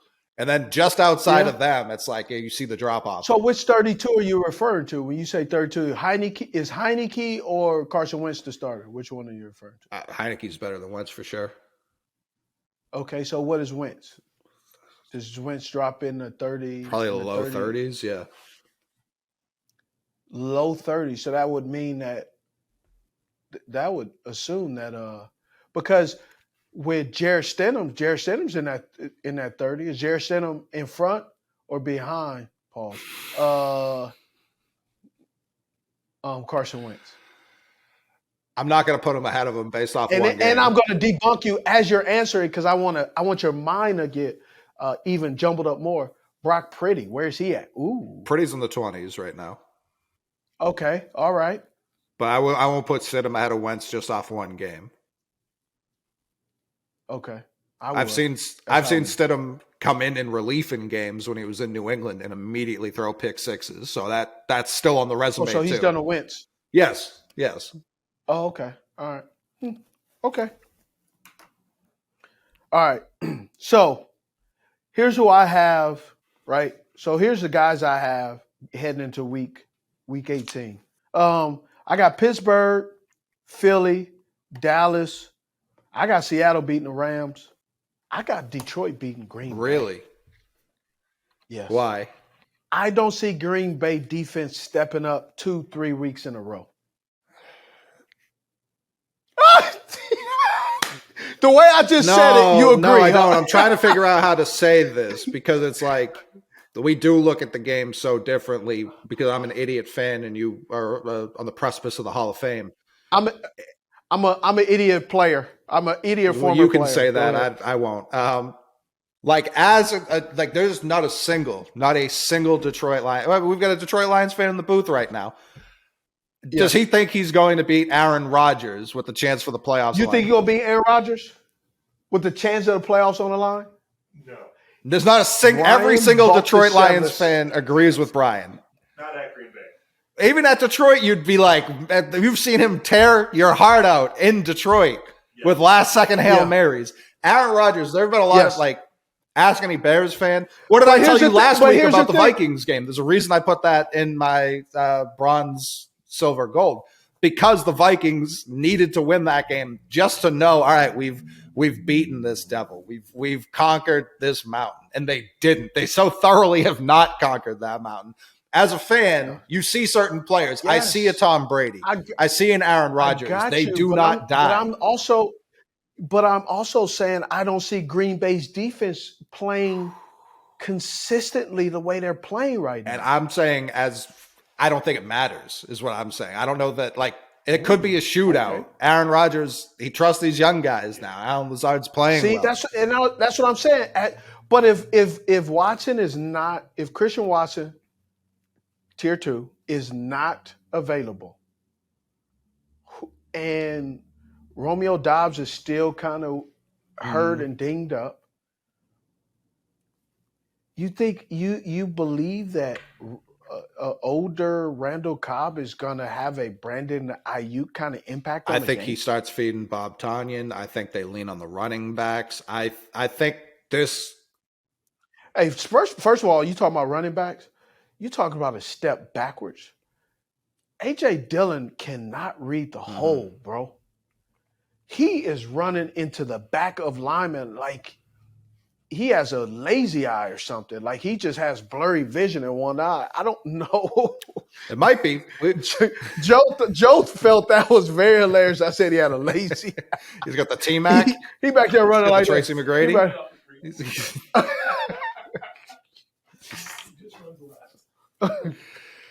That boy got that NASCAR just in the left. I just don't see it. I could be wrong. One of us is for sure going to be wrong, unless they tie. One of us is going to be wrong. Hey, I am drinking the Dan Campbell Crystal Light, bro. I'm not even saying this as a knock to Dan Campbell's Lions because then don't say it. Then. This has been an incredible season for the Lions. They should be pumped. Do I think Jared Goff is going to go into Green Bay and win this game? I don't know. I don't see it. How about this? If Jared Goff goes into Green Bay and wins, you owe me 25 push-ups. Okay. And if Green Bay beats them, I owe you 25. I don't know if that seems equal, but okay. What? Why do I? Is it because I'm black? I have to. That's exactly what I was. No. Why would that be? The pro athlete versus the fat slob doing the same amount of push-ups is not. Man, you're not a. Well, I did call you fat, so yeah, okay, all right. Week 18, let's go. No, week 17. No, it's 8. I think we kind of talked about our team. Yeah, we did. We don't have to go back again. Yeah. All right, week 18. I want to talk. So we already talked about Green Bay and Detroit, Baltimore and Cincinnati. What do we do? Oh my gosh, how bad is Baltimore reeling right now? Sheesh. Hey. I don't know if you saw my post. Watching those two coordinators, bro. I had a different gift I was gonna do, but I didn't want. I just couldn't. I couldn't do it. I had actually 2 people in a wheelchair fighting for it, but I was like, people yeah, I don't know if people would have loved that. Yeah, but it was funny. That's how they were just necking that, and watching those 2 guys was bad. Like I was told all the good plays that Pittsburgh ran, Matt Canada was in a restroom when they ran it. Anything good happened, he was not there. He stopped for a potty break. He's doing a cleanse, so he was constantly running to the bathroom. The heat is on for Greg Roman, and there are a lot of people. The heat is on. There's a lot of people DMX in the tape business who jumped to crown Tyler Huntley as better than Lamar Jackson, even since going back to last year. Last year he looked great. This year he is a lot more on tape. But I would say it's not all Lamar Huntley's. Lamar Huntley. I just combined both of their names. I think together. Ravens fans would like that. Tyler Huntley is the play selection is 1,000%, bro. But Lamar's a little bit play selection proof just because he has that game breaking speed. It's not all the time, yes. But I think that's where it's like the price keeps going up for him in Baltimore. Do you think it keeps going up, or is it an out for Baltimore? If they trade him, if they trade him, that's a step back. Think how is it a step back if you're off? I'm throwing out this devil's advocate. I don't think they should, but I'm just asking. You don't have your wide receivers are hurt, and the type of wide receivers that you have don't scare anyone. You have a lot of, I think Bateman. Tier 2, possibly kind of 3, and the rest of your guys 4. I only got 3. I know. I know. 3. I don't know. I'm not going to no. So here's how I shop. Like Whole Foods, Trader Joe's, here in Charlotte, Harris Teeter, Publix. Then they have Buy Low, Lowe's, not Lowe's the hardware store, but Lowe's and then Piggly Wiggly and Food Line. Some of the wide receivers right there in those, where you drive through and you go, no, I'm good. So they're struggling, right? They signed Deshaun Jackson to stretch the field. And you don't have any place for him to stretch the field. No targets. It's not very good. No, I'm not getting rid of Lamar, and I'm making a switch. I think Cincinnati wins this game. Yeah, they wrap up that division. But I think,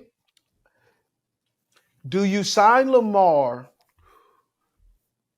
to the big deal, and you still go with the wide receivers in the run game? Or is it kind of like I look at Baltimore like Tennessee. Tennessee runs that whole offense around Derrick Henry. Baltimore runs that whole offense around Lamar Jackson. What do you do? Do you tear down and rebuild? Do you alter, or do you add on, take away? What do you do? This is you. I don't know what to do because it's so wonky. But something has to give, and I don't know who it is, and I don't know where it is, but they got a lot of water in the boat, and the cup, the mug, the coffee mug they're using to get it out they're not treading water fast enough. If the plan isn't to keep Lamar long term, I'm very concerned as a fan why you would trade capital for Roquan Smith. That wouldn't make sense to me. Why would I try and bolster my defense if I'm going to take a huge step back on my offense? Because he's a player you can't pass up on. And the last couple of middle linebackers they had, like Roquan, CJ, they lost CJ. They, Patrick Queen is back, but you put Patrick Queen with Roquan. But that's a really darn. It is, but if I'm tearing it down, why trade that capital when I could? But see, I'm not saying tearing it down completely. I'm saying alter or. You see how bad they are without Lamar. Well, why? Because of how they're structured. Sure. You see how bad the Tennessee Titans are when Derrick Henry isn't there. You may have to. It's because how it's built around one individual person. Now that an individual person like Lamar, Lamar has the same impact like Tennessee has, where everything is built around him, and it's built around him so much. actually a detriment to the team offensively. But right when now. Tennessee got to that AFC Championship, they had AJ Brown. But they had AJ Brown. They had Jonnu playing tight. Like they were actually using a tight end in Jonnu. They had multiple different ways to not even necessarily. But that's back. Who was the coordinator though? That's what I'm saying. I'm not trying to replace Lamar. I'm trying to replace Greg Roman. No. I know, but who was the coordinator? Arthur Smith was the coordinator, I believe. Probably, yeah. So it was different. The philosophy was different. How they called. That's what I'm saying. I'm trying to change the philosophy in Baltimore, and I'm not trying. Like they trade Hollywood Brown, they don't replace him. Obviously, they had Bateman step up, and he played well. They trade Hollywood Brown, and they don't replace him because they weren't utilizing him to benefit them. Sure, but they didn't even try a different route. You know what I mean? Mark Andrews, I don't know what happened to his hands this year. He hasn't been as dominant as he's looked the past couple of years. I do like Isaiah Likely. I think they can have a nice 2 tight end pass catching system. You bring back Bateman, you get at least another tier 2, in your words, another tier 2 receiver. Have a full offseason where Dobbins is actually healthy. The 2 times he's come into his first 2 seasons, he's been rehabbing. I know there's a huge difference having a healthy offseason versus having a rehab offseason. Bring Gus Edwards back, have that 2-headed monster in the backfield. Yeah. So that's where I'm looking. I need Lamar here. I'm franchising Roquan. I need both of these guys here. And then I'm going out and I'm getting a wide receiver. Here's what I do. I sign Roquan, I franchise Lamar. Why specifically that? Because Lamar represents himself. That's getting wonky. You don't know how that's going to go. You franchise him 2nd year in a row. Does he change? Does he improve? And that allows you to really evaluate him with a critical eye. But you know what Roquan brings to the table. That's my professional opinion about it. You don't get rid of Lamar. But you can't franchise 2 guys. Who is more important getting done long-term today when valuing? I believe because Roquan was franchised, right? You only can franchise a guy twice. Who are you most likely going to be able to get a long-term deal for quickly is Roquan. You know what Roquan wants. He's worth it. It's not as complicated, like the quarterback position. So you sign him, franchise tag Lamar again. Hopefully you can work something out. It also gives you some more runway to evaluate things that are going on, eating habits, practice habits, health habits, all of that stuff, and then you go from there. That's my opinion. I don't say get rid of them. I'm just saying buy yourself more time with another franchise. You're going to have to pay out the wazoo anyway. So limit the impact and still not lose somebody you need on your defense because that defense still keeps you in games. Marlon Humphreys, did he re-sign last year? He signed. Okay, he signed. He's more important than Roquan in my eyes. Already so on you, buddy. If he's I'm saying if he only had a year left, I would even put him ahead of Roquan. But yeah, I can't lose Lamar under any circumstance.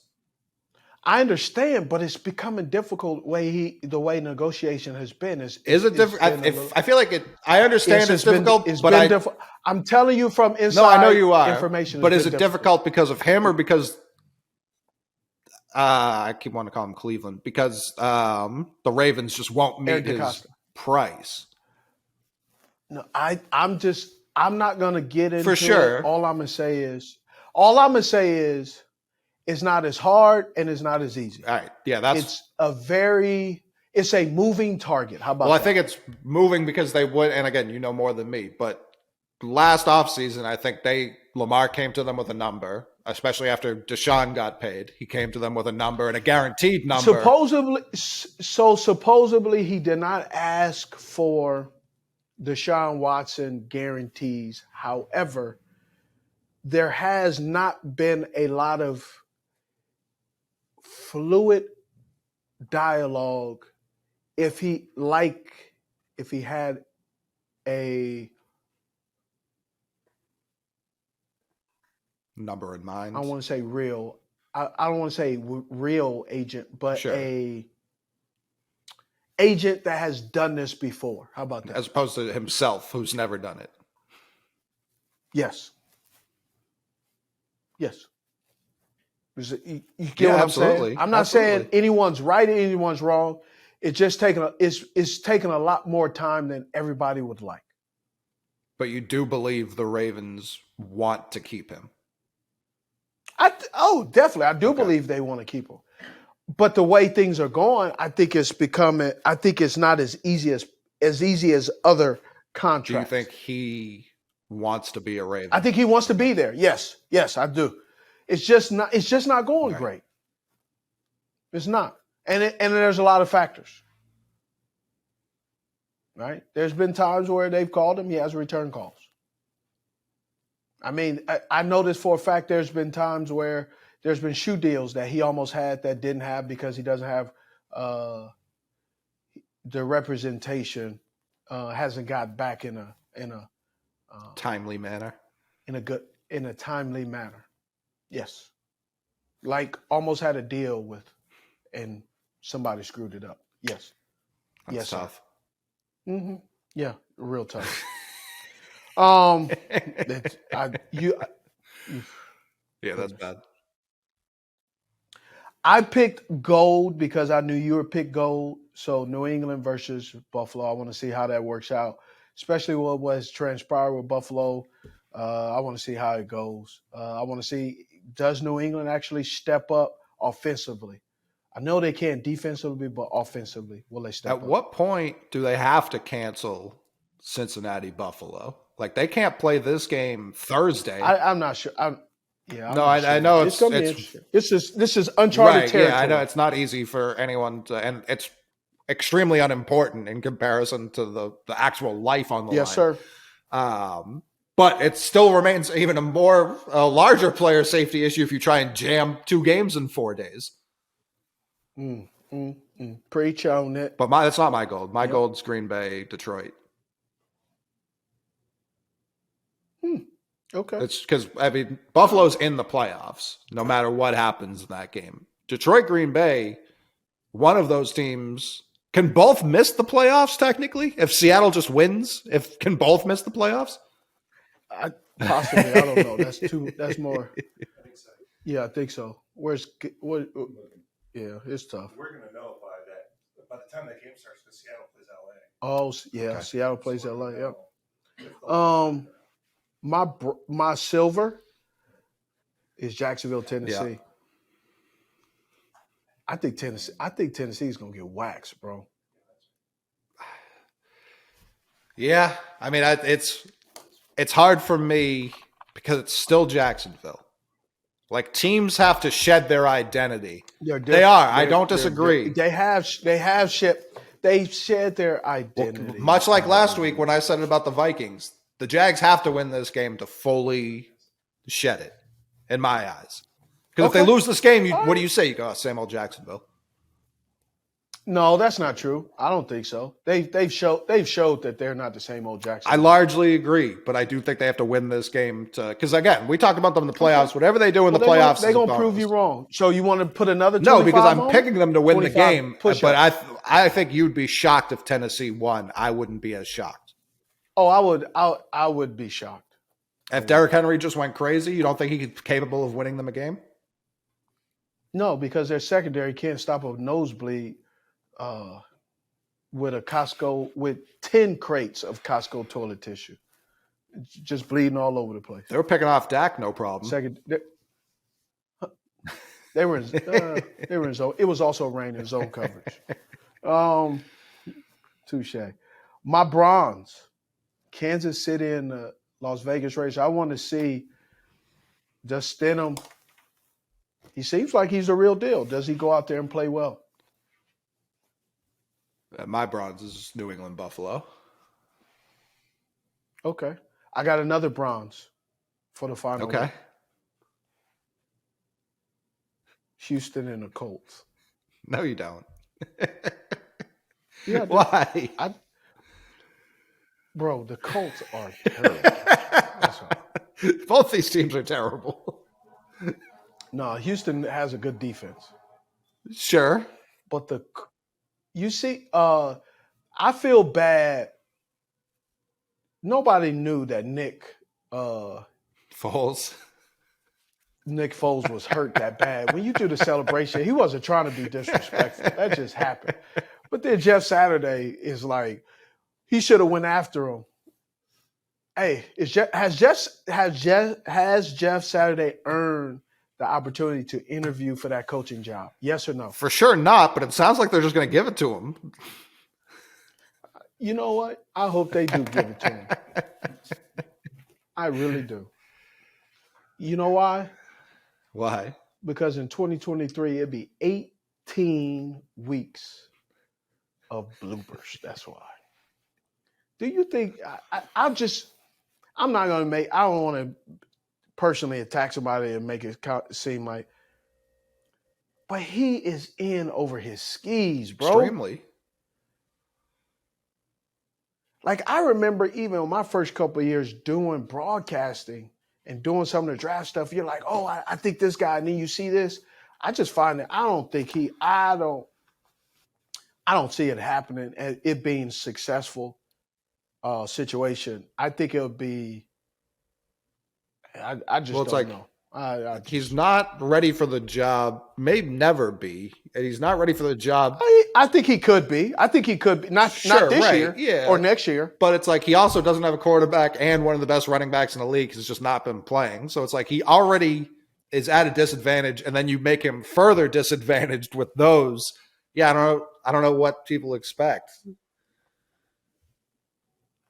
It'd be tough, man. It'd be tough. Tragic. So we'll see. Do you think MVP's wrapped up? Oh yeah, the way that the way the Philadelphia Eagles look without their quarterback, it just stamps of approval that it's not all the players they have around them. He's the captain of that ship. Those guys need him. Gardner Minshew just left points on the board, 3 and outs, picks, in there and throws. Just it wasn't great. They need, if Jalen Hurts is not with this team and capable of playing in the playoffs, this team doesn't go anywhere, which is to the Super Bowl. This team is destined to go to the Super Bowl based off what we see. Now, this is all on paper, but that's what we get paid to talk about is what we see based off week. I was going to say, I don't even think it's on paper. We've seen the Eagles all year with Hurts, but Yes. this isn't preseason looking forward. This is at the end of the year. We've seen what the Eagles have done when fully healthy. Yep. They're the best team in football. I think I'm comfortable saying that. And if Hurts doesn't play, I genuinely feel bad for Eagles fans because this will be brutal if he can't go in the playoffs. Cliff gone or stays? Gone. I agree. Fired. Ron, stay or go? It's hard to predict what Washington. I think he may get relieved of his. I would think he would get relieved of his. Yeah, a mutual parting of ways. Possibly. So I'll say 50-50. Staley, he stays because they want. Made the playoffs, yeah. Yes. New Orleans, Dennis Allen. I think he should be. Yeah, it was. Tampa Bay, Todd Bowles, stay or go? I think he stays. Okay. Tom Brady stays He's or long he gone. leaves? Oh, peace out. Carolina, do they hire Steve Wilkes? I don't think so. Yeah, I don't think so either. But do you think he stays on as coordinator? I think he has. I think he has to. Denver, does Jerry Rossberg keep the job or they hire someone else? So you hear Sean out here leaking information left and right. Sean Payton. I don't think they stick with Rosberg now. Yeah, I could see Sean possibly going back to New Orleans or Denver. I think New Orleans is the path of least resistance because they still technically have his contract. They want an arm and a leg. Right. And then I think he has to sit out one more year for them to be able for no compensation to be. So let's see. 1, 2, 3, 4, 5. There's 5 job openings. Are there 5 good coaches out there? No. Wow. And 5 that we assume. It could be more.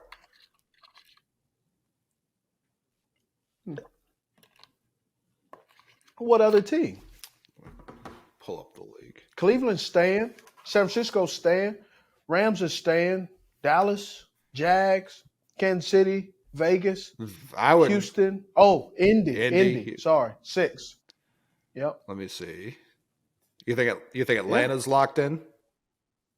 Yeah, Okay. I think so. Yeah, they're on a rebuild. You think Baltimore is locked in? Yes. Okay. Houston? Did we say Houston?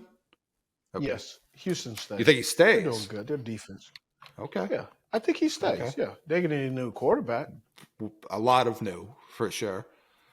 Let's see. Giants, of course. Cleveland fans are very iffy. He's staying. He's staying. He's done a good job. He's staying. San Francisco. McVay. He, of course, won't get fired. I think he'll stay. It'll be all on his own decision. No, I would say Arizona, Washington, New Orleans, Denver, Indy. We obviously know Carolina is open, right? So that's cheating. That's easy. So 1, 2, 3. What about 4, Dallas? 5. So I say 4 or 5. Oh, they're staying. No, I think if their door is blown off in the first round. I don't know. No, because if Quinn leaves, then next year is going to be really on Mike to see what happens.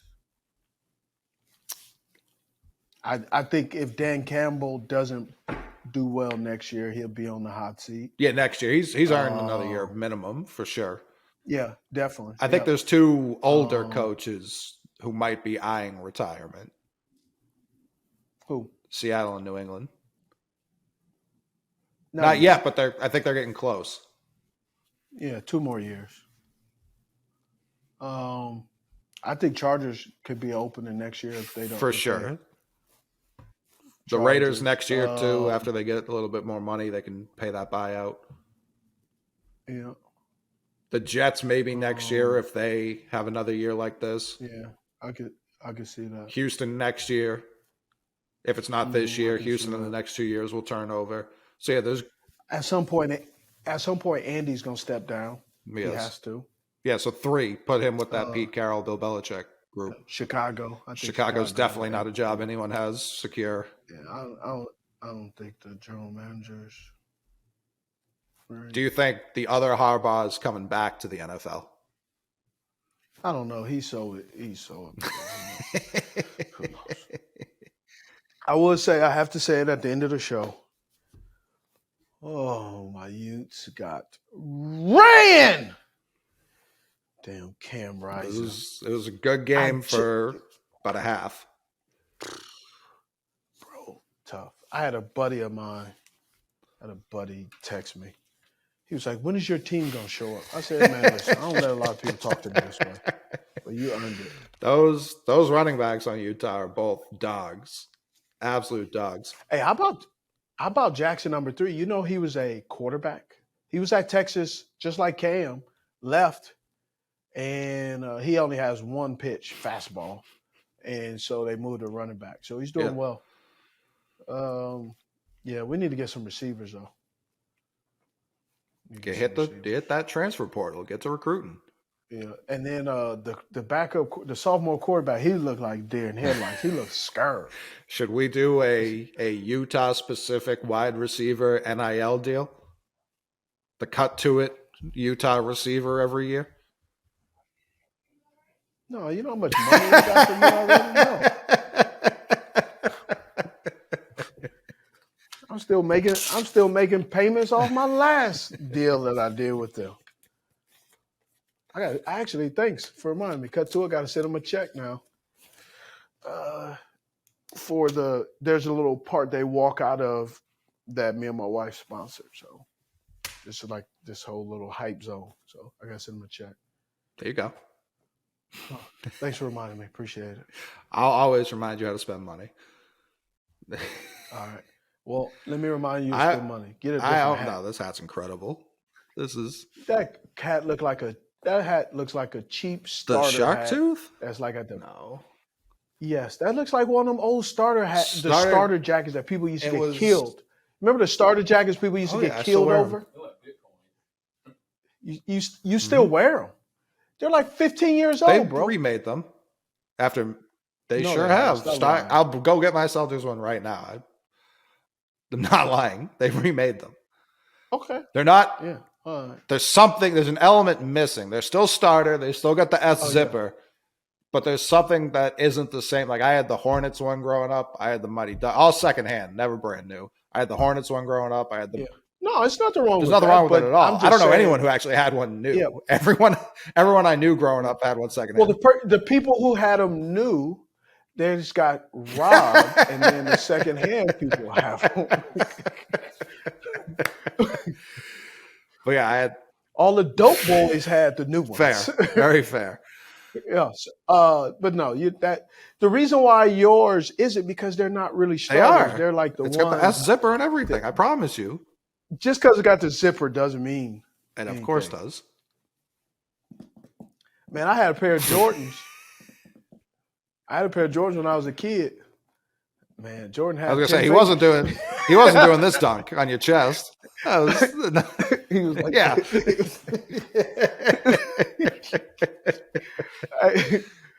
Man, my Jordan was like this. Like me. He had two hands and he had a back. Like, how is that happen? How is that possible? Let's go for a layup that missed. Yeah, that's. Yeah. Oh man! All right, hit that subscribe button. I appreciate you. 2023. Leave comment, concerns, and if you don't like the show, Steve will yell at you about it next week. No, actually, just don't watch it. Do us a favor. Don't watch it. All right, I'm Steve Smith Sr.